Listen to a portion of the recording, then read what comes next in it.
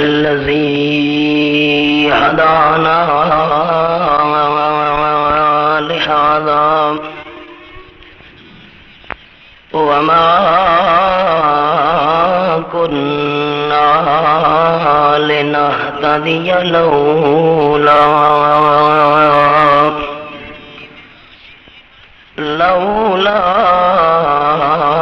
أن هدانا الله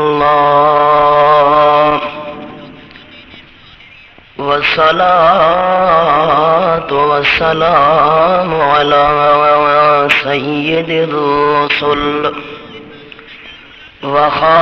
وخاتم الأنبياء أما بعد فأعوذ بالله من الشيطان الرجيم بسم الله الرحمن الرحيم يا أيها الذين آمنوا كتب عليكم الصيام كما كتب على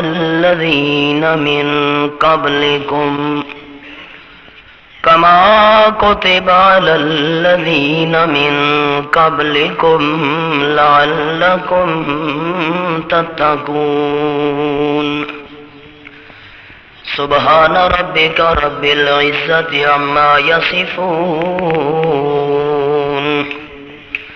وسلام على المرسلين والحمد لله رب العالمين إن الله وملائكته يصلون على النبي يا أيها الذين آمنوا صلوا عليه وسلموا تسلیما۔ سامعین، بزرگوں اور بھائیوں، مالک کائنات نے جب سے انسانیت کو وجود عطا کیا ہے، ابتدا سے لے کر آج تک، آغاز سے لے کر آج تک، اس کائنات کے اندر انسانیت کے افراد میں سے کوئی فرد آج تک ایسا نہیں آیا جس انسان کے ذہن کے اندر خوش نصیب بننے کی تمنا اور خواہش نہ رہی ہو۔ یہ الگ بات ہے کہ خوش نصیب ہونے کا معیار کیا ہے۔ چاہے کلمہ پڑھنے کے بعد اسلام کے دائرے کے اندر کوئی شخص داخل ہوا یا نہیں، غیر مسلم کیوں نہ ہو، یہودیت عیسائیت سے تعلق رکھنے والے افراد کیوں نہ ہوں، لیکن ان کی تمنا بھی ابتدا سے لے کر آج تک یہی رہی ہے کہ ہمارا شمار خوش نصیب لوگوں میں ہونا چاہیے، بد نصیب لوگوں میں ہمارا شمار نہ ہو۔ جب ایک انسان کلمہ پڑھنے کے بعد دین اسلام کے دائرے کے اندر داخل ہو گیا تو لازمی بات ہے، جب کلمہ نہ پڑھنے والے کی تمنا ہے کہ میں خوش نصیب رہوں، تو کلمہ پڑھ کر اسلام کے دائرے میں آنے والے کی تمنا کیوں نہ ہوگی کہ میرا شمار بھی خوش نصیب لوگوں میں کیا جائے۔ لیکن معیار الگ ہے، ان کے ہاں خوش نصیب ہونے کا معیار اور ہے، لیکن کلمہ پڑھنے کے بعد دین اسلام کے دائرے میں داخل ہو کر خوش نصیب بننے کا معیار اللہ کریم کے ہاں اور ہے۔ تمنا ہر کسی کی رہی، اور جو ہمارا ماحول اور معاشرہ اور سوسائٹی ہے، ہم خوش نصیب اسے سمجھتے ہیں جس کے پاس مال ہو، جائیداد ہو، حسن ہو، جمال ہو یا دنیاوی کمالات ہوں۔ حالانکہ اگر مال و دولت یہ خوش نصیبی کا معیار ہوتا تو کبھی قارون زندہ زمین کے اندر غرق نہ ہوتا۔ اگر کوئی انسان یہ کہے کہ جس کے پاس حکومت اور اقتدار ہے یہ بڑا خوش نصیب ہے، اگر حکومت اور اقتدار کا مالک بن جانا یہ خوش نصیب ہونے کا معیار ہوتا تو فرعون اپنی فوجوں سمیت بحیرہ کلزم کے اندر ہوتے کھا کھا غرق کبھی نہ ہوتا۔ معلوم ہوتا ہے مال و دولت بھی خوش نصیب ہونے کا معیار نہیں، حکومت اور اقتدار بھی خوش نصیب ہونے کا معیار نہیں۔ اگر اور کوئی سامنے آئے اور کہے کہ میں تمہیں ایک آدمی دکھاتا ہوں، حسن و جمال، تم کہتے ہو کہ مال و دولت یہ خوش نصیبی کا معیار نہیں، اقتدار اور حکومت خوش نصیبی کا معیار نہیں، لیکن حسن و جمال کو خوش نصیبی کا معیار مان لو، تو ہم وہ معیار بھی ماننے کے لیے تیار نہیں۔ اگر حسن، اگر جمال، اگر خوبصورتی یہ انسان کے خوش نصیب ہونے کا معیار ہوتی تو ابو لہب، جس کو ابو لہب کہتے بھی اس وجہ سے تھے کہ جب راستوں میں چلتا تھا اس کے رخسار حسن کی وجہ سے شعاؤں کا ایک منظر پیش کیا کرتے تھے، لیکن کیا عبرتناک انجام ہوا، تبت یدا ابی لہب وتب، وجود تے پھوڑا نکلا اور وہ گلتا سڑتا گیا، وجود کا گوشت گل گل کر گرنے لگا، اتنی بدبو کہ اپنے رشتہ دار بھی قریب آنے کے لیے تیار نہ ہوئے، اور جب مر گیا حبشے سے غلام منگوائے گئے، انہوں نے گڑھا کھودا اور ڈنڈوں کے ساتھ دھکیل کر اس کو ادھر ڈال دیا، اوپر مٹی ڈال دی۔ معلوم ہوتا ہے کہ حسن و جمال بھی خوش نصیب ہونے کا معیار تمنا ہر کسی کی ہے۔ اور یاد رکھیے گا قیامت کے میدان میں خوش نصیب یا بد نصیب ہونے کا فرق ہو جائے گا جب مالک کائنات فرمائیں گے وَامْتَازُوا الْيَوْمَ أَيُّهَا الْمُجْرِمُونَ، مجرموں الگ ہو جاؤ، مجرموں علیحدہ ہو جاؤ، مجرموں نکل جاؤ ایمانداروں کے مجمع سے، جہاں میرے ایماندار ہیں، جہاں مخلصین ہیں، جہاں مومنین ہیں، جہاں موحدین ہیں، جہاں قربانیاں دینے والے توحید و سنت کی خاطر موجود ہیں۔ اللہ فرمائے گے ایھا المجرمون، مجرموں تمہیں کہہ رہا ہوں الگ ہو جاؤ، منافقین الگ ہو جاؤ، منکرین الگ ہو جاؤ، کافرین الگ ہو جاؤ، مشرکین الگ ہو جاؤ، جرم کرنے والوں الگ ہو جاؤ۔ اس وقت تو خوش نصیب اور بد نصیب ہونے کا عملی طور پر مظاہرہ ہو جائے گا، پریکٹیکل سامنے ایک بات آ جائے گی کہ یہ مجرم کھڑا ہے، یہ مخلص کھڑا ہے، یہ منافق کھڑا ہے، یہ مومن کھڑا ہے، یہ کافر کھڑا ہے، یہ موحد کھڑا ہے، یہ مشرک کھڑا ہے۔ اس وقت انسان سمجھے گا میں اپنے آپ کو خوش نصیب سمجھتا رہا، حالانکہ میں خوش نصیب نہیں تھا۔ اگر میں خوش نصیب ہوتا آج بد نصیبوں کی جماعت میں میرا نام نہ لکھا جاتا، آج بد نصیبوں کی مجلس میں ہوں، لیکن رب کعبہ کی قسم اگر اس وقت بد نصیب لوگوں کی جماعت میں انسان شامل ہو گیا، حسرت کرتا بھی رہے خوش نصیب اس وقت ہونا نصیب۔ معیار اصل یہ ہے کہ دنیا کے اندر خوش نصیب کون بنتا ہے، بس ہم نے اس معیار کی محنت نہیں کی۔ افسوس یہی ہے ہم نے چونکہ حسن و جمال، دولت اور مال، حکومت اور اقتدار کو خوش نصیبی کا معیار سمجھا، حالانکہ شریعت میں یہ معیار نہیں ہے۔ امام الانبیاء صلی اللہ علیہ وسلم نے بد نصیبوں کا تذکرہ کرتے ہوئے صحابہ کرام کو حکم کیا، اور قانون ہے کہ جب بد نصیبوں کا پتہ چل گیا تو انسان دیکھے گا کہ کیا انہی کی لسٹ کے اندر میرا نام تو نہیں ہے۔ اگر بد نصیبوں کی لسٹ کے اندر انسان کا نام نہ ہوا تو لازمی طور پر خوش نصیبوں کی مجلس اور محفل میں اس کا نام لکھا جائے گا۔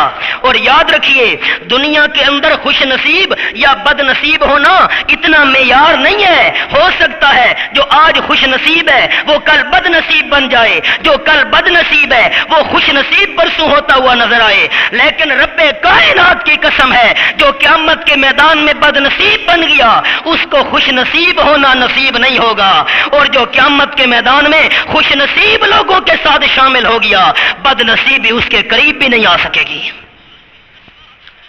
تذکرہ کیا امام الانبیاء صلی اللہ علیہ وسلم نے. صحابہ کو فرماتے ہیں قریب آ جاؤ. قریب آئے صحابہ. امام الانبیاء صلی اللہ علیہ وسلم ارتقى المنبر، قدم مبارک رکھا منبر کے اوپر. فرماتے ہیں آمین.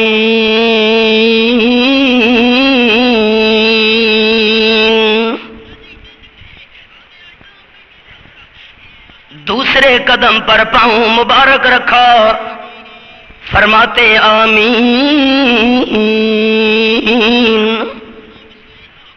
تیسرے قدم پر پاؤں مبارک.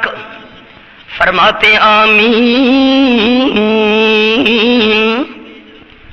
میں قربان کروں تمام خطیبوں کے ان ممبروں کو اس ممبر کی شان پر جس ممبر پہ آمنہ کے لال نے قدم رکھا.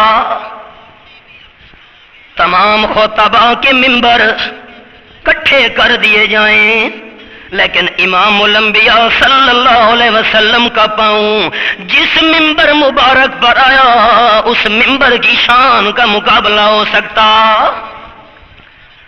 پر بڑا افسوس ہے انسان کی سوچ کہاں سے کہاں چلی گئی. جس ممبر پر آمنہ کے لال صلی اللہ علیہ وسلم کا قدم آئے باقی کائنات کے ممبر اس ممبر کی شان کا مقابلہ نہیں کر سکتے. اور جس صدیق اکبر کے کندھے کے اوپر آمنہ کے لال نے سواری کی باقی امت اس کا مقابلہ کیسے کر سکتی ہے؟ یہ انسان نے نہیں سوچا. کالا آمین. 3 مرتبہ آمین آمین. صحابہ کرام حیران ہو گئے. آج آمنہ کے لال صلی اللہ علیہ وسلم کی زبان مبارک سے ہم نے 3 مرتبہ آمین آمین سنا. پہلے قدم پر پاؤں مبارک رکھا آمین. ممبر کی دوسری سیڑھی پر قدم آمین. تیسری پر قدم آمین. صحابہ حیران ہو کے عرض کرتے ہیں اللہ کے محبوب خیر تو ہے آج ایسا عجیب ماجرا پیش آیا ہے پہلے تو کبھی پیش نہیں آیا. اب آمنہ کے لال صلی اللہ علیہ وسلم 3 بد نصیبوں کا ذکر کرنے لگے ہیں. آؤ میرے صحابہ کرام میں 3 بد نصیبوں کا تمہیں تذکرہ سناؤں. یہ کون سے 3 بد نصیب؟ میں جب ممبر کے قریب ہوا تم بھی ممبر کے ساتھ آ گئے. آ گیا تھا جبریل امین اور جبریل امین نے بد دعا کی اللہ کرے ہلاک اور برباد ہو جائے وہ بندہ.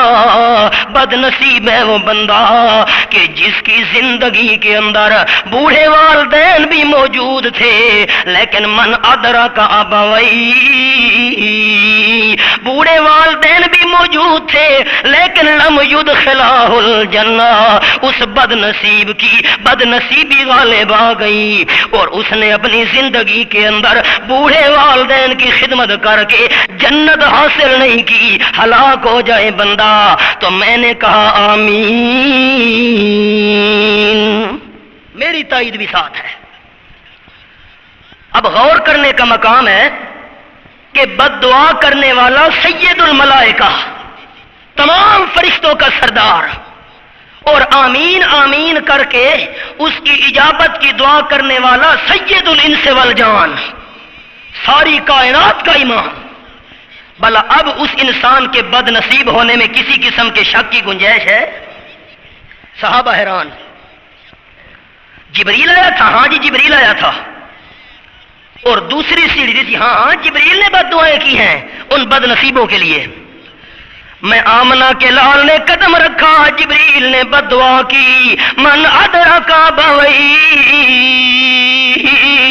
جس بندے نے بوڑھے والدین کو پایا اپنی زندگی کے اندر لیکن لم یدخلہ الجنہ اپنے والدین کی خدمت کر کے بہشت برین حاصل نہیں کی تباہ و ہلاک ہو جائے وہ بندہ. اور میں آمنہ کے لال نے فرشتوں کے سردار کی بد دعا کے جواب میں کہا آمین. جبریل واقعی میری تائید بھی تیرے ساتھ ہے، ایسا بندہ واقعی بد نصیب ہلاک ہونے کے قابل ہے۔ پر اللہ کریم کے قرآن کا مطالعہ کرتا وہ انسان جس نے بوڑھے والدین کو پایا اپنی زندگی کے اندر، رب العالمین کی لاریب کتاب میرے سامنے، سورت کا نام سورت بنی اسرائیل، مالک کائنات فرماتے ہیں وَقَضَىٰ رَبُّكَ أَلَّا تَعْبُدُوا إِلَّا إِيَّاهُ وَبِالْوَالِدَيْنِ إِحْسَانًا، سورت بنی اسرائیل 15واں پارہ اور آیت نمبر 23 میرے سامنے۔ سب سے پہلے مالک کائنات نے اپنے حق بیان کیے، تیرے پروردگار کا فیصلہ ہے کہ میں اللہ کریم کے سوا کسی کی بھی عبادت نہیں کرنی۔ اللہ کریم اس کے بعد فرمایا وَبِالْوَالِدَيْنِ إِحْسَانًا، اللہ نے یوں نہیں فرمایا کہ والدین کے ساتھ عدل کر، والدین کے ساتھ برابری کر، نہیں، احسانا، احسان کر والدین کے ساتھ۔ کیا مانا؟ اگر کوئی ضرورت کے وقت مجھے 1 روپیہ دے دے اور جب اس کے اوپر مشکل آئے میں بھی 1 روپیہ اسے دے دوں، اسے احسان نہیں کہتے، اسے برابری کہتے ہیں۔ اور اللہ فرماتے ہیں بالوالدین احسانا، احسان کر، برابری نہیں کرنا۔ اگر والدین نے تیرے اوپر 1 روپیہ خرچ کیا، جب تیری خدمت کا موقع آیا تو اپنی ساری کمائی لٹا دے، یہ احسان ہے۔ اللہ اور کچھ فرمایا دوسرا قانون سن، اما یبلغن عندک الکبر احدہما او کلاہما فلا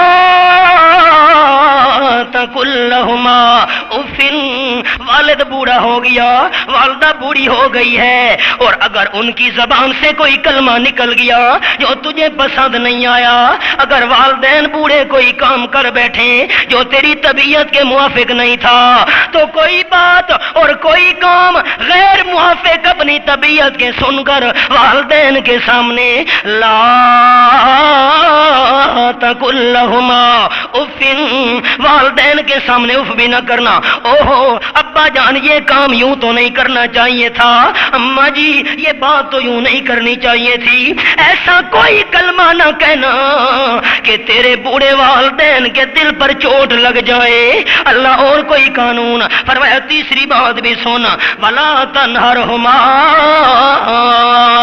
اگر بات کرنے لگے والدین کے ساتھ تو ان کو جھڑکنا نہیں ہے، تلخی سے نہیں بولنا۔ اللہ پھر میں کیسے گفتگو کروں؟ فرمایا چوتھا قانون سن، قل لہما قولا کریما، جب بھی بوڑھے والدین سے گفتگو کرنے لگے تو میٹھی میٹھی گفتگو کیا کر، تاکہ ان کے دل کے اندر تیرے لیے ہمدردی کے جذبات زیادہ پیدا ہو جائیں۔ اللہ کریم اور کچھ فرمایا پانچواں قانون بھی سن، واخفض لہما جناح الذل من الرحمہ، جس طرح مرغی کو دیکھتے ہو اوپر سے کوئی کوا آ رہا ہے، چیل اوپر سے آ رہی ہے اور مرغی کے چھوٹے چھوٹے چوزے ہوتے ہیں، جلدی جلدی چوزوں کو بلا کر اپنے پروں کے نیچے چھپا لیتی ہے۔ اللہ فرماتے ہیں واخفض لہما جناح الذل من الرحمہ، اپنے رحمت والے بازو، مہربانی والے کندھے والدین کے اوپر جھکا دے۔ اگر کوئی مشکل آنے والی ہے اپنے اوپر مشکل برداشت کر، والدین کے اوپر کوئی تکلیف نہ آنے دے۔ اللہ والدین فوت ہو گئے ہو، پھر جو دنیا سے رخصت ہو گئے والدین، احسان تو بندہ نہیں کر سکتا، میٹھی میٹھی گفتگو نہیں کر سکتا۔ اللہ فرماتے ہیں تیری زبان تو کسی نے بند نہیں کی، قل رب ارحمہما کما ربیانی صغیرا، اگر دنیا سے رخصت ہو بھی گئے تو ان کے لیے رحمت کی دعائیں مانگتا رہے۔ اللہ جس طرح میں چھوٹا تھا انہوں نے میرے ساتھ شفقت والا سلوک کیا تھا، اب تیرے قرب میں پہنچ گئے ہیں، انہوں نے مجھ پر شفقت کی تھی، اللہ ان پر رحمت کی بارشیں برسا۔ ہم کہاں جا رہے ہیں؟ پہلا بد نصیب، بخاری شریف کے اندر حدیث ہے، آپ صلی اللہ علیہ وسلم فرماتے ہیں بوڑھی والدہ نے آواز دی یا جریج،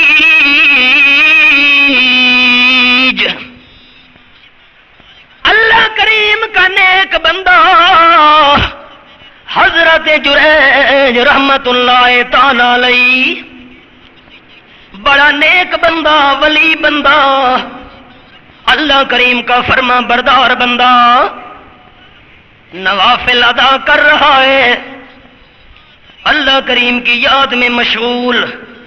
بوڑھی والدہ نے آواز دی، یا جریج، جریج جلدی آ، مجھے کام ہے۔ لیکن حضرت جریج پریشان ہونے لگا کہ ایک طرف نماز ہے اور دوسری طرف بوڑھی والدہ کی آواز ہے، اب میں کیا کروں؟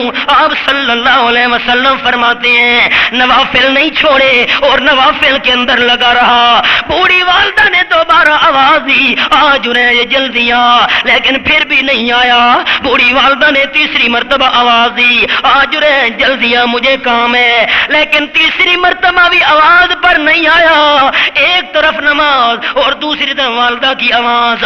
آپ صلی اللہ علیہ وسلم فرماتے ہیں والدہ کی زبان سے بد دعا نکل گئی، میرا کام تھا جریج تو نہیں آیا، اب بد دعا یہ سن لے، اللہ کرے کسی بری عورت سے تیرا واسطہ پڑ جائے، تجھ پر الزام لگ جائے، اللہ کرے تو بدنام ہو جائے۔ والدہ کی زبان سے یہ الفاظ نکلے، قبولیت کا وقت تھا۔ امام الانبیاء صلی اللہ علیہ وسلم فرماتے ہیں بس کچھ مدت گزری، اللہ کریم کا نیک بندہ اپنی کٹیا کے اندر، جھونپڑی کے اندر اللہ کریم کی عبادت کر رہا ہے۔ ایک عورت آ گئی اور کہنے لگی جریج آ میرے ساتھ غلط کام کر۔ توبہ توبہ، سوال ہی پیدا نہیں ہوتا، میں اور یہ غلط کام، واپس چلی جا، میں بھائی خود تجھے دعوت دے رہی ہوں، تو نے تو نہیں کہا نہیں نہیں چلی جا، وجہ کیا ہے جریج؟ حضرت جریج نے تڑپ کے کہا چلی جا، او مجھے گناہ کی دعوت دینے والی، انی اخاف اللہ رب العالمین۔ یہ بات تو ٹھیک ہے، جھونپڑی میں تو ہے یا میں ہوں اور تیسرا ہمیں کوئی دیکھنے والا انسان نہیں ہے، لیکن ہم دو اکیلے کیوں نہ ہوں، لیکن انی اخاف اللہ، اللہ کریم سے تو چھپ نہیں سکتے، مالک کائنات تو دیکھ رہا ہے، چلی جا یہاں سے، اللہ کریم کے ڈر کی وجہ سے میں کام نہیں کرتا۔ امام الانبیاء فرماتے ہیں لوگوں جب چلی گئی مایوس ہو کر وہ عورت، راستے کے اندر ایک چرواہا نظر آیا اور اس کو دعوت دی، دونوں نے غلط کام کر لیا۔ کچھ مدت کے بعد جب بچہ پیدا ہوا ساری برادری کھڑی ہو گئی، او بدبخت تو نے یہ کام کیا کیا، ابھی تک تو تیری شادی بھی نہیں ہوئی تھی اور بچہ پیدا ہو گیا۔ وہ عورت کہنے لگی مجھے کچھ نہ کہو برادری والوں، آپ صلی اللہ علیہ وسلم فرماتے ہیں عورت کہنے لگی میرے ساتھ زبردستی جریج نے یہ غلط کام کیا تھا، جریج نے، اور وہ تو بڑا اللہ کا نیک بندہ ہے، یہ اسی نے کیا ہے۔ عورت بھی ساتھ ساتھ آپ صلی اللہ علیہ وسلم فرماتے ہیں جب پہنچے جریج کے پاس، جھونپڑی اس کی توڑ ڈالی، تنکے کر ڈالی اور اس کو دھکے بھی دیے، مارا پیٹا بھی، تانے بھی دیے، اور تو اوپر سے اور ہے اور اندر خانہ اور ہے، تیرے ظاہر اور باطن میں کیوں فرق ہے؟ ہم تو تجھے بڑا نیک بندہ سمجھتے تھے اور تو نے یہ غلط کام کیسے کر لیا؟ جریج کہتا ہے نہیں میں نے غلط کام نہیں کیا۔ وہ کہتے ہیں یہ بچہ موجود ہے گواہی کے طور پر، اور عورت بھی کہتی ہے تو نے کیا۔ اب جریج بیچارہ کیا کرے؟ آپ صلی اللہ علیہ وسلم فرماتے ہیں جریج نے نماز کی نیت کر لی اور اللہ کے دربار میں رونا شروع کر دیا، کہتا ہے اللہ جب عورت مجھے دعوت دینے آئی تھی غلط کام کی، میں نے تیرے خوف کی وجہ سے اس کی دعوت کو رد کر دیا، غلط کام نہیں کیا، اور کہتا تھا انی اخاف اللہ رب العالمین، اللہ تیرے ڈر کی وجہ سے کام نہیں کیا۔ اگر آج یہ مشکل بن گئی میرے اوپر، ساری برادری موجود ہے، عورت بھی بچے کو لے کے آئی کھڑی ہے، اگر تو گواہیاں نہ دے تو زمین پر میری صفائیاں دینے والا کوئی نہیں، بس سلام پھیرو۔ معصوم بچہ دودھ پینے والا بول پڑا، اللہ کریم نے دودھ پینے والے بچے کو بلوا دیا اور بچہ کہنے لگا میری برادری والوں اس حضرت جریج کو کچھ نہ کہو، اصل میں میرا والد وہ چرواہا ہے، برادری تو حیران رہ گئی، دودھ پینے والا بچہ اور گفتگو کرے، اور یہ گواہی، یہ حدیث پاک میں آیا ہے۔ شاید آپ تصور کریں کہ کوئی جھوٹا قصہ سنا رہا ہوں، امام الانبیاء صلی اللہ علیہ وسلم فرماتے ہیں، برادری حیران، جریج کی منتیں کرنے لگے، جریج اگر تو کہے تو ہم سونے اور چاندی کی تجھے کٹیا اور جھونپڑی بنا دیں۔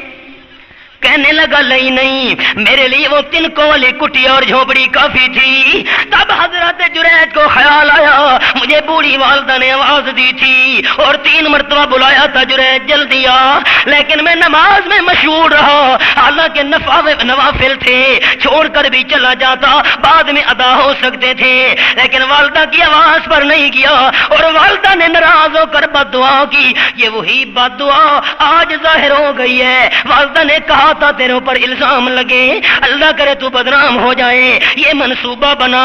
اللہ کے پاک پیغمبر صلی اللہ علیہ وسلم نے مسئلہ سمجھا دیا، جریج کا قصہ بیان کر کے، کائنات والوں، والدین کی ناراضگی سے ڈرا کرو، والدین ناراض ہو گئے، ممکن ہے دونوں جہان برباد ہو جائیں۔ انسان کلمہ پڑھنے والے کو آج یہ فکر ہی نہیں رہی۔ پہلا بد نصیب، جب مکہ فتح ہوا، آپ صلی اللہ علیہ وسلم تشریف فرما ہے، حضرت ابو بکر صدیق رضی اللہ تعالیٰ عنہ آ رہے ہیں حاضری دینے کے لیے۔ آپ نے دیکھا تو بے قرار ہونے لگے کہ حضرت صدیق اکیلا نہیں، ساتھ اپنے بوڑھے والد کو بھی لے کے آ رہا ہے، حضرت ابو قحافہ۔ آپ صلی اللہ علیہ وسلم دوڑ پڑے، قریب پہنچے، فرمایا، چادر مبارک بھی کندھوں سے گر پڑی، فرماتے ہیں صدیق خیر تو ہے، آج اپنے بوڑھے والد کو لے کر کیوں آ رہے ہو؟ حضرت صدیق اکبر نے عرض کی، اللہ کے محبوب، آنکھوں سے نابینا ہے میرا والد، 80 سال کی تقریباً عمر ہے، سفید بال ہو چکے ہیں، آنکھوں میں دیکھنے کی طاقت نہیں رہ گئی، وجود کانپتا ہے، ہاتھ پاؤں لرزتے ہیں، اور عصا کے سہارے پہ آ رہا ہے، اور یہ میرا ابا جان 80 سال تک آپ کے ساتھ دشمنی کرتا رہا، آج 80 سال کا بوڑھا والد جناب کا کلمہ پڑھنے آیا ہے۔ کلمہ؟ آپ بے قرار ہو گئے، فرماتے ہیں صدیق اگر بوڑھے ابو قحافہ کو کلمہ بھی پڑھانا تھا، اسے کیوں تکلیف دی؟ میں آمنہ کے لال کو کہہ دیتا، میں چل کے آ جاتا۔ آپ نے اس کے کندھے پہ ہاتھ رکھا، کندھے کو ہلایا، فرمانے لگے، ابو قحافہ جس امام الانبیاء کی مخالفت کیا کرتا تھا، وہ میں آمنہ کا لال، میں تیرے سامنے موجود ہوں، اور تو نے 80 سال تک میرے ساتھ زیادتیاں کی ہیں، اور اگر آج میں بھی تیرے ساتھ ویسا سلوک کروں، پھر تیرے اور میرے درمیان فرق باقی نہیں رہتا، ساری تیری غلطیاں وظیفہ بتاؤ، مارنا چھوڑ دے، بس میرا جواب سن کر مارنا شروع کر دیتا ہے۔ حضرت مولانا تھانوی رحمت اللہ علیہ نے فرمایا کہ یہ بوتل لے جا، اس میں پانی ہے۔ اس بیچاری نے سمجھا کوئی وظیفہ پڑا ہوگا، دم پڑا ہوگا، یہ لے جا، اور جب خامد تیرا گھر کے اندر آئے نا، بس تو دیکھے کہ آ رہا ہے، فوراً اس بوتل والے پانی میں سے 2-3 گھونٹ اپنے منہ میں رکھ لینا۔ ٹھیک ہے جی، لے لیا جی، چلی گئی۔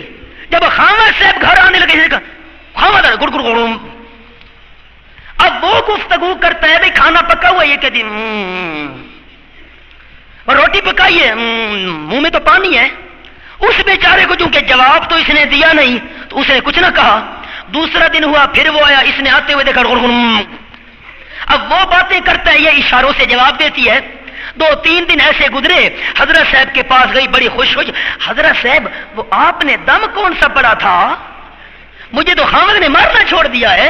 حضرت نے فرمایا دم نہیں تھا، وہ میں نے تجھے پانی دیا، اصل بات یہ تھی کہ جب خامد گھر آ کر کوئی بات کرتا تھا، وہ بات کرتا تھا، تو جواب دیتی تھی، اس کو آتا تھا غصہ، وہ تجھے مارنا شروع ہو جاتا تھا۔ میں نے یہ جو پانی دیا ہے یہ سادہ پانی تھا، میں نے کہا 2-3 گھونٹ منہ میں رکھ لیا کرو۔ جب خامد گھر میں آئے، جب تو نے منہ میں پانی رکھا اور تیری زبان بند ہو گئی، اس کا ہاتھ بند ہو گیا۔ اب یہی چکر ہے، آپ صلی اللہ علیہ وسلم کا جو نام آیا اور ادھر ہونٹ بند ادھر درود پڑھنا، ہونٹ جو بند ہو گئے درود کیسے پڑھے؟ ادھر ہونٹ بند ادھر درود پڑھنا. حالانکہ آپ صلی اللہ علیہ وسلم فرماتے ہیں او کائنات والو من صلی علیہ واحدہ صلی اللہ علیہ عشر مرہ، جو بندہ میرا نام سن کر ایک مرتبہ مجھ پر درود بھیجے گا اللہ جواب میں 10 مرتبہ درود بھیجے گا. اور حکم بھی قرآن میں انگوٹھے چومنے کا نہیں ہے. اللہ فرماتے یا ایھا الذین آمنوا صلوا علیہ وسلموا تسلیما. اے ایمان والو، میں اللہ کریم بھی اور میرے فرشتے بھی، فرشتے رحمت کی دعائیں کرتے ہیں میرے محبوب کے لیے، اور میں اللہ کریم رحمت نازل کر رہا ہوں. میرے پیغمبر پر تم بھی درود بھیجا کرو، رحمت کی دعا کیا کرو. سلموا تسلیما، اور سلام بھیجا کرو جیسا کہ سلام بھیجنے کا حق ہے. صحابہ کرام حاضر ہو گئے. اللہ کے محبوب سلام کا تو طریقہ ہمیں معلوم ہے، ہم پڑھا کرتے ہیں تحیات کے اندر السلام علیکہ ایھا النبی ورحمۃ اللہ وبرکاتہ. پر درود کا طریقہ سمجھاؤ. آپ صلی اللہ علیہ وسلم فرماتے ہیں قولوا اللہم صلی علی محمد وعلی آل محمد کما صلیت علی ابراہیم وعلی آل ابراہیم انک حمید مجید. اللہم بارک علی محمد وعلی آل محمد کما بارکت علی ابراہیم وعلی آل ابراہیم انک حمید مجید. قرآن بھی درود کا حکم دے، پیغمبر بھی درود سکھائے. اور یہاں قرآن کچھ کہے پیغمبر کچھ کا حکم دے، اور یہاں معیار نہیں رہا نا. اور پھر اگر پڑھا بھی صحیح تو وہ درود پڑھا جو پیغمبر کا بتایا ہوا نہیں. اذان سے پہلے بھی پڑھا، اذان کے بعد بھی پڑھا، اور پڑھا بھی اپنا بنایا ہوا. رب کعبہ کی قسم میرا عقیدہ، میری جماعت شاط و توحید و سنہ کا عقیدہ، میرے شیخ القرآن حضرت مولانا غلام اللہ خان رحمت اللہ علیہ کا عقیدہ، ہمارے پیر و مرشد سید عنایت اللہ شاہ سے بخاری رحمت اللہ تعالی علیہ کا بھی عقیدہ تھا، اور ہمارے شیخ المشائخ حضرت مولانا حسین علی رحمت اللہ تعالی علیہ کا بھی عقیدہ تھا. عمل وہ قبول ہے اللہ کے دربار میں کہ جس عمل کے اندر خدا کی رضا ہو، مصطفیٰ کی راہ ہو. خدا کی رضا ہے پر مصطفیٰ صلی اللہ علیہ وسلم کی راہ نہیں ہے. عمل کبھی بھی اللہ کے دربار میں قبول ہو سکتا نہیں. اور اگر مصطفیٰ صلی اللہ علیہ وسلم کی راہ ہے پر خدا کی رضا نہیں ہے، پھر بھی عمل اللہ کے دربار میں قبول ہو سکتا نہیں. کوئی کہے جی ہم اذان سے پہلے اور بعد یہ جو صلاۃ و سلام پڑھتے ہیں تمہیں کیا تکلیف ہے، اللہ کی رضا کے لیے پڑھتے ہیں. ٹھیک ہے، اگر خدا کی رضا موجود ہے پھر شیخ القرآن کے شاگردوں کا، پیر بخاری کے مریدوں کا سب سے بڑا سوال تمہارے اوپر یہ ہوگا اگر خدا کی رضا ہے اس پڑھنے کے اندر، یہ بتاؤ مصطفیٰ کی راہ بھی ہے کہ نہیں ہے؟ اگر مصطفیٰ صلی اللہ علیہ وسلم کی راہ نہیں ہے، ہم ببانگے دول یہ اعلان کرتے رہیں گے کہ عمل قطعاً قبول ہو نہیں سکتا اللہ کے دربار میں جب تک خدا کی رضا کے ساتھ مصطفیٰ کی راہ نہ ہو. حضرت علی رضی اللہ تعالیٰ عنہ ایک بندے کو دیکھتے ہیں کہ عید گاہ کے اندر عید کی نماز سے پہلے نوافل ادا کر رہا ہے. یہ کیا کر رہے ہو؟ یہ ابھی عید کی نماز شروع نہیں ہوئی، میں نے کہا وقت باقی ہے، میں نوافل ادا کر لوں ثواب ہوگا. حضرت علی فرماتے ہیں نہیں نہیں، کوئی ثواب نہیں. لا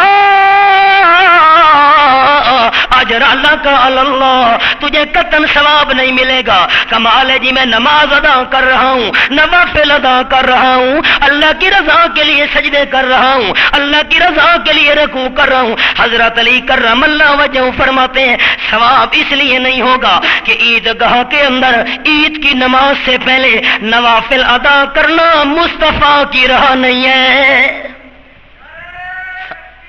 ثواب قطعاً نہیں ہوگا. عیدگاہ کے اندر عید کی نماز سے پہلے نوافل ادا کرنا رسول کریم صلی اللہ علیہ وسلم کا طریقہ نہیں. خدا کی رضا موجود ہے پر مصطفیٰ کی راہ نہیں ہے تو عمل کرنے کا فائدہ.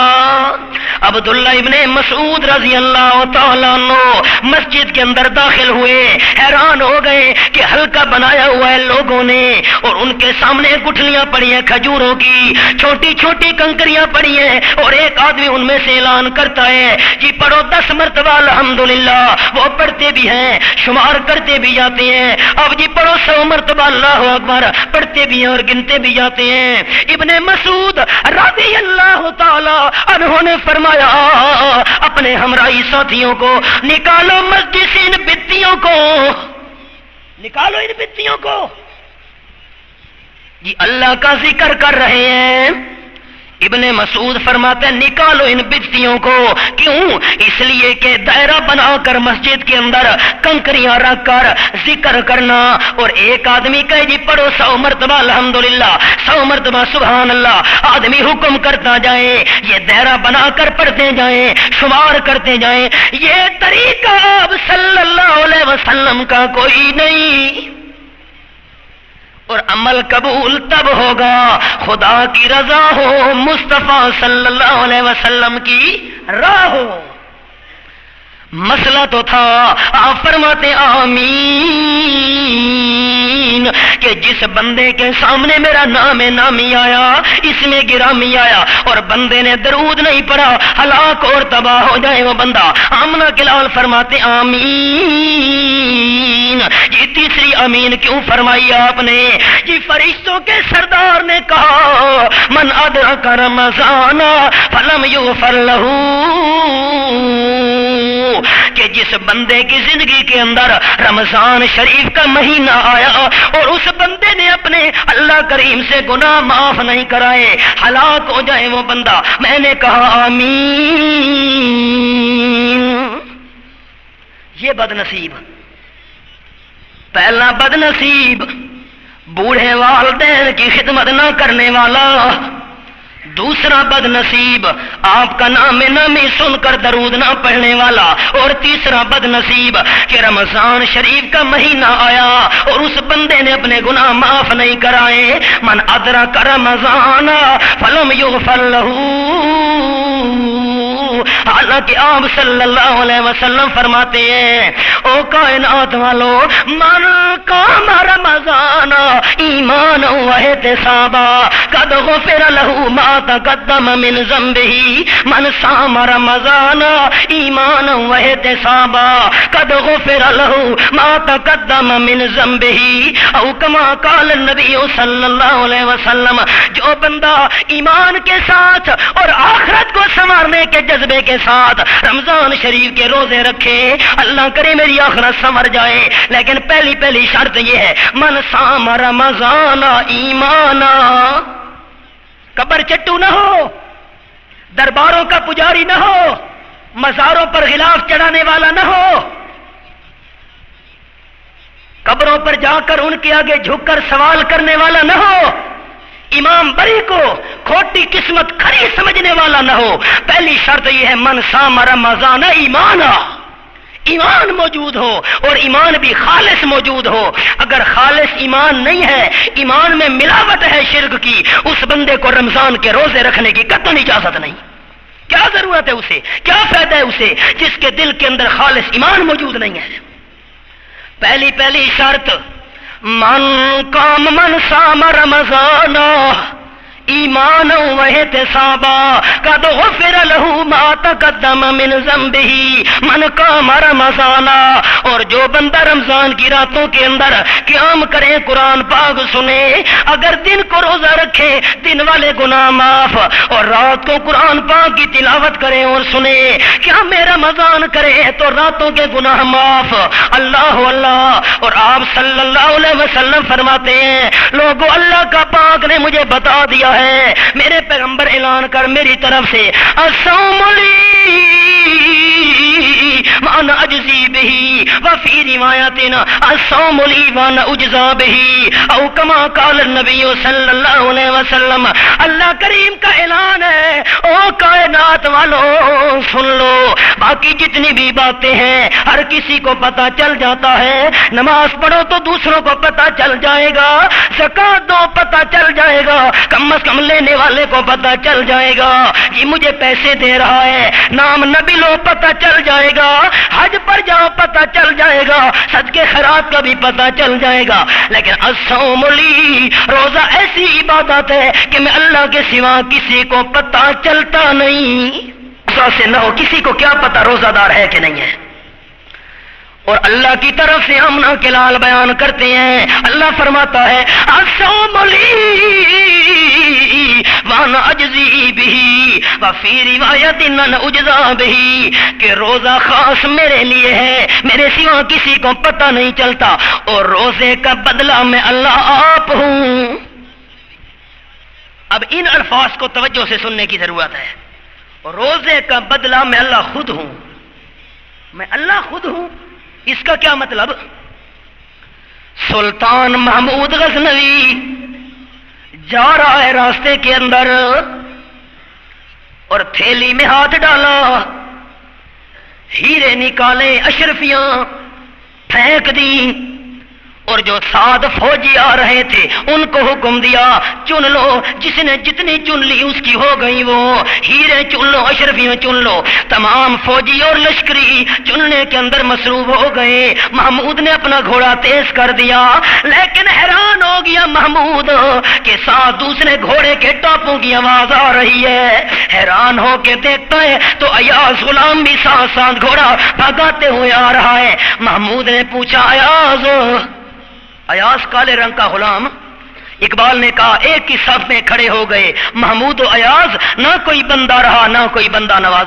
ایاز تجھے اشرفیوں کی ضرورت نہیں ہے، جانا اشرفیاں چن، میں نے جو عام اعلان کر دیا تھا اشرفیوں کا چننا چن، باقی بھی چن رہے ہیں۔ اب ایاز نے بڑے قیمتی الفاظ کہے، کہنے لگا محمود غزنوی مجھے اشرفیوں کی نہیں اشرفیوں والے کی ضرورت ہے، اشرفیوں کی نہیں اشرفیوں والے کی ضرورت ہے۔ اسی لیے آپ صلی اللہ علیہ وسلم نے یوں انداز سے بیان کیا اللہ کریم کی جانب سے الصوم لی وانا اجزا بہ، اللہ فرماتے ہیں روزہ خاص میرے لیے ہے، کسی کو پتہ نہیں چلتا، اور روزے کا بدلہ میں آپ ہوں، جسے اللہ مل گیا سمجھو سب کچھ مل گیا، جس کو اللہ مل گیا اسے اور کیا چاہیے؟ اللہ اللہ۔ آپ صلی اللہ علیہ وسلم فرماتے ہیں الصوم والقرآن یشفعان للعبد یوم القیامہ او کما قال النبی صلی اللہ علیہ وسلم، قیامت کا میدان ہوگا بڑی مشکل، اللہ اللہ منظر قرآن پاک کے اندر اللہ کریم نے عجب انداز سے بیان کیا، یا ایھا الناس اتقوا ربکم ان زلزلۃ الساعۃ شیء عظیم یوم ترونها تذهل كل مرضعة عما أرضعت وتضع كل ذات حمل حملها وترى الناس سكارى وما هم بسكارى ولكن عذاب الله شدید۔ بڑا منظر قیامت کے میدان کا ہولناک، خدا کے روبرو جب دن کی آمد کا بپا ہوگا، خدا کے روبرو جب دن کی آمد کا بپا ہوگا تو اس دن باپ بیٹے کا نہ بیٹا باپ کا ہوگا، نہ ہمشیرہ برادر کی نہ زوجہ اپنے شوہر کی، وہ ایسا وقت ہوگا بھائی بھائی سے جدا ہوگا۔ اس مقام پر اللہ کریم فرماتے ہیں اگر کوئی دودھ پلانے والی اماں ہوتی، والدہ کو بڑا پیار ہوتا ہے اپنی اولاد کے ساتھ، اور خاص طور پر اس وقت جب بچہ دودھ پینے والا ہو والدہ کا پیار اور بھی زیادہ ہوتا ہے۔ اللہ فرماتے ہیں قیامت کے میدان میں اگر کوئی دودھ پلانے والی ہوتی تو اپنے دودھ پینے والے بچے کو بھی پھینک دیتی۔ اتنا محبوب ہوگی نہیں، اگر ہوتی تو پھینک دیتی. تازہ کل ذات حمل حملہ، اگر قیامت کے میدان کے اندر اگر کوئی حاملہ ہوتی اپنے حمل کو بھی پھینک دیتی. اتنا ہولناک منظر ہوگا. یوم یفر المرء من اخیہ وامہ وابیہ وصاحبتہ وبنیہ. اگر انسان ایک نیکی کی طلب کے لیے، ایک نیکی حاصل کرنے کے لیے اپنے بھائیوں کی طرف جائے گا، بھائی بھی انکار کر دیں گے. آج تیرا اور ہمارا اعمال دینے لینے والا کوئی تعلق نہیں ہے. چلو بھائیوں نے وفا نہیں کی، اپنی اماں جان کے پاس جاؤں، والد کی خدمت میں جاؤں، والد اور والدہ بھی نہ کر دیں گے، ایک نیکی بھی تجھے نہیں دے سکتے، مہربانی کرو ایک سبحان اللہ کی نیکی مانگتا ہوں. نہیں کہیں نہیں، ہمارے پاس ایک سبحان اللہ کی نیکی بھی نہیں ہے. صاحبت ہی وبنی، ممکن ہے میری گھر والی آج مجھ سے وفا کر جائے. گھر والی کے پاس جائے گا، ایک نیکی ضرورت ہے، وہ بھی انکار کر دے گی. ایک نیکی بھی تجھے آج دینا گوارا نہیں ہے. چلو بنی ہے اولاد کے پاس چلا جاؤں. دنیا کے اندر تمام حرام حلال اکٹھا کیا تھا اپنی اولاد کی دنیا سنوارنے کے لیے. ایک نیکی مل جائے ممکن ہے آخرت میری سنور جائے، لیکن وہ بھی انکار کر دیں گے. جب انسان مایوس ہوگا، آپ صلی اللہ علیہ وسلم فرماتے ہیں اب الصوم والقرآن یشفعان للعبد یوم القیامہ. جب سارے انکار کر دیں گے، اللہ کریم کے پیغمبر فرماتے ہیں اس بندے گناہگار کے لیے دو حمایتی سامنے آ جائیں گے. یہ کون حمایتی ہیں؟ آج تو کوئی بھی حمایت کرنے والا نہیں ہے. الصوم والقرآن، روزے دار کے لیے روزہ حمایتی بن کے آئے گا. قرآن سننے سنانے والے کے لیے، پڑھنے پڑھانے والے کے لیے، جس نے رمضان کی راتوں کو قرآن کی تلاوت سے آباد رکھا، رمضان کے دن کو روزوں کے ساتھ یاد رکھا. روزہ اور قرآن بندے کے حمایتی بن کر آئیں گے قیامت کے میدان کے اندر. روزہ کہے گا پروردگار میں نے دن کو کھانے پینے سے روک کے رکھا. قرآن پاک کہے گا میرے پروردگار رات کو نیند کرنے سے میں قرآن نہیں سے روک کے رکھا، قرآن سنتا سناتا رہا، پڑھتا پڑھاتا رہا، نیند قربان کر دی. روزہ کہے گا پروردگار حلال قربان کر دیا روزے کی حالت میں، ہماری حمایت قبول کر، ہماری سفارش قبول کر. اپنے رشتہ دار تو انکار کر گئے. آپ صلی اللہ علیہ وسلم فرماتے ہیں اللہ دونوں کی گواہی قبول کر کے گناہگار کے لیے جنت کا فیصلہ فرما دے گا. لیکن شرط یہ ہے کہ روزہ اور قرآن کا مقصد ہمارے سامنے ہو. قرآن کی آیت سنیے، اللہ کریم فرماتے ہیں یا ایھا الذین آمنوا کتب علیکم الصیام کما کتب علی الذین من قبلکم لعلکم تتقون. اے ایماندارو، روزے تم پر فرض کیے گئے جیسا کہ تم سے پہلی امتوں پر بھی فرض کیے گئے تھے.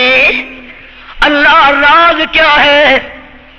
رمضان شریف کے روزے رکھنے کے اندر حکمت کیا ہے؟ اللہ فرماتے ہیں لعلکم تتقون، تاکہ تمہارے اندر تقوی والی دولت پیدا ہو جائے. نیکیوں پر ڈٹ جانا شروع کر دو اور گناہوں سے ہٹ جانا شروع کر دو. نیکیوں پر ڈٹ جانا، گناہوں سے ہٹ جانا، اسی کا نام ہے تقوی. عجیب بات ہے، روزوں کا مسئلہ جب ختم ہوا، قرآن پاک میں اللہ کریم نے فوراً آگے آیت نازل کر دی، فرمایا لا تاکلوا اموالکم بینکم بالباطل، حرام طریقے سے مال نہیں کھانا۔ روزوں والا مسئلہ بیان کرنے کے بعد فوراً آگے یہ مسئلہ حرام نہیں کھانا۔ اللہ کریم سمجھانا کیا چاہتا ہے کہ سال کے 12 مہینے ہیں، سال کے 12 مہینوں میں سے 11 مہینوں کے اندر حرام کھانا منع ہے، اور رمضان شریف کے مہینے میں روزے کی حالت میں حلال کھانا منع ہے۔ باقی 11 مہینوں میں حرام کھانا منع، اور رمضان شریف کے دوران روزے کی حالت میں حلال کھانا منع۔ بند کمرہ، روزے دار کو دیکھنے والا بھی کوئی نہیں، ریفریجریٹر اور فریج میووں کے ساتھ پر ہیں، اعلیٰ قسم کے مشروبات بھی موجود ہیں، لیکن پھر بھی روزے دار ہاتھ بڑھاتا بھی نہیں ان کی طرف، کیونکہ اندر سے آواز آ رہی ہے انی اخاف اللہ رب العالمین۔ روزے دار کا ضمیر پکار پکار کے کہہ رہا ہے اے روزے دار، دیکھنے والا بھی کوئی نہیں ہے، کوئی انسان بھی ساتھ موجود نہیں ہے، لیکن حلال مال کی طرف روزے کی حالت میں ہاتھ نہیں بڑھانا کھانے کے لیے۔ اگر اور کوئی نہیں دیکھ رہا، اللہ تو دیکھ رہا ہے۔ یہی جذبہ پیدا کرنے کے لیے تو رمضان آیا تھا۔ یہ وہی انداز جب حضرت یوسف علیہ السلام کو زلیخا نے کہا غلہ کا دل وکالت حیت لک، دروازے بھی سارے بند ہیں چاروں طرف سے، اور زلیخا دعوت بھی خود دے رہی ہے یوسف جلدی کر۔ اللہ اللہ، برے کام کی دعوت دی زلیخا نے، دیکھنے والا بھی کوئی نہیں ہے۔ وراودتہ التی هو فی بیتها عن نفسہ، اور یہ قانون ہے ہمارے معاشرے اور سوسائٹی کا کہ بندہ جس کے گھر سے کوئی چیز کھا پی لے، روٹی کھا لے، پانی پی لے، بندہ اس کے ساتھ غداری نہیں کر سکتا۔ غداری کرتے ہوئے حیا آتا ہے۔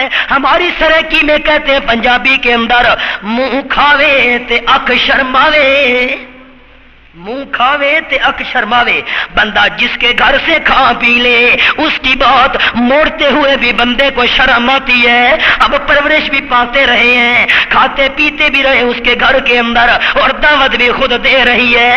پر حضرت یوسف دوڑ پڑے، دوڑتے دوڑتے کہا اے زلیخا، برے کام کی مجھے دعوت دینے والی میں یوسف کا جواب سن۔ قال معاذ اللہ،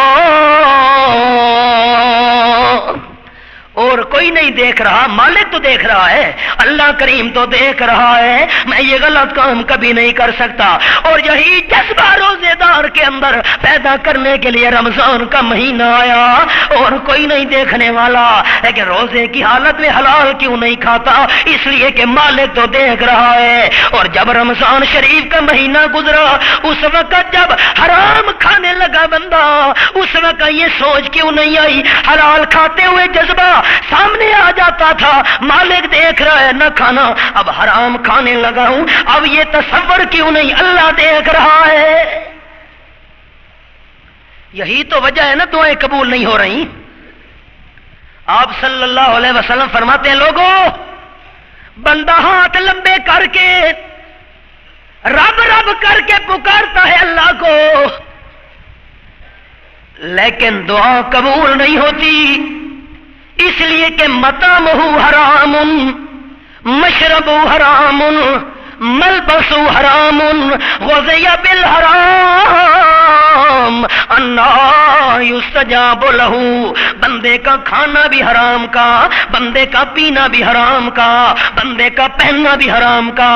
اور آپ صلی اللہ علیہ وسلم فرماتے ہیں اگر وجود کے اوپر 10 درہم کا لباس پہنا ہوا ہے اور 10 دراہم میں سے 1 درہم بھی حرام کا ہے، جتنے تک وہ لباس بندے کے وجود پر رہے گا اللہ بندے کی عبادت قبول نہیں کرے گا۔ اگر یہ حقائق نہ ہوتے ہم کبھی آپ کے سامنے بیان نہ کرتے۔ چمن میں تلخ نوائی میری گوارا کر کہ کبھی زہر بھی کرتا ہے کار تریا کی. مطعمہ حرام مشربہ حرام ملبسہ حرام غذی بالحرام انا یستجاب لہ. اور جس بندے کا کھانا پینا پہننا بھی حرام کا ہے اور غذا بھی حرام کی ہے، انا یستجاب لہ، اللہ کے دربار میں دعا کرے تو کیسے دعائیں قبول ہوں. اور یہی جذبہ پیدا کرنے کے لیے رمضان آیا تھا. لعلکم تتقون، تاکہ تمہارے اندر روزوں کی وجہ سے اللہ کا ڈر پیدا ہو جائے. اے میرے پروردگار، اگر ڈر پیدا ہو گیا پھر دے گا کیا؟ اللہ فرماتے وہ بھی سن لے بندہ، اگر تقوی پیدا ہو گیا تو کیا دوں گا. سورت کا نام سورت محمد 26واں پارہ، اور رب العالمین فرماتے ہیں یہ میرے سامنے 26واں پارہ ہے. سورت کا نام سورت محمد، یہ میرے سامنے آیت نمبر 15 کھلی ہوئی ہے. رب العالمین فرماتے ہیں مثل الجنت التی وعد المتقون